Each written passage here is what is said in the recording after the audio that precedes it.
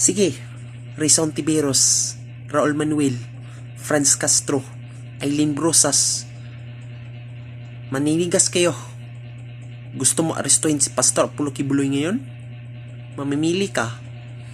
Gusto pa arestuhin si Pastor Apollo Kibuloy, gawin mo. Hindi ko kayo tatantanan, tandan mo yan. Kayo may kasalanan. Hindi si Pastor Apollo Kibuloy. Bias ka. Tangina mo. Sige, magpropaganda kayo. Buhayin ng CPP, NP, NDF. Ikaw, Rizon Tiberos, isa kang kampo na satanas ng akbayan. Buhayin mo. Kasabot kay ni wala nang Diyos na si Juma Season.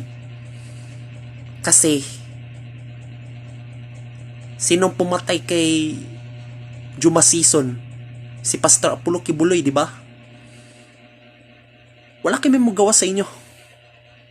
Kaya pwede ba tumigil na kayo? Please. Ako galit ako sa'yo.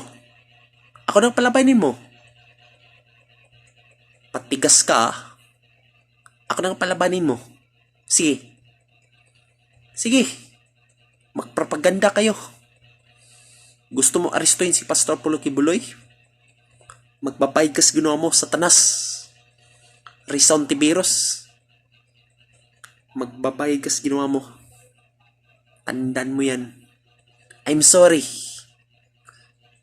Malalaman mo sa susunod na balita. Kung gawin mong mali,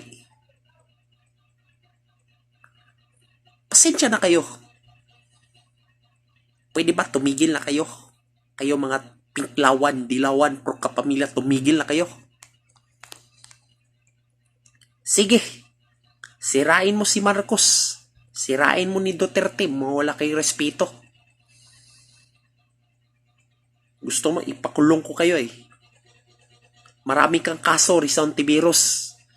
Isa kang kasong rebellion ka.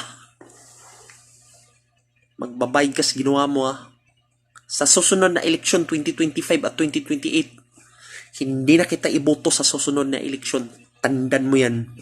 Maraming salamat. Magandang gabi.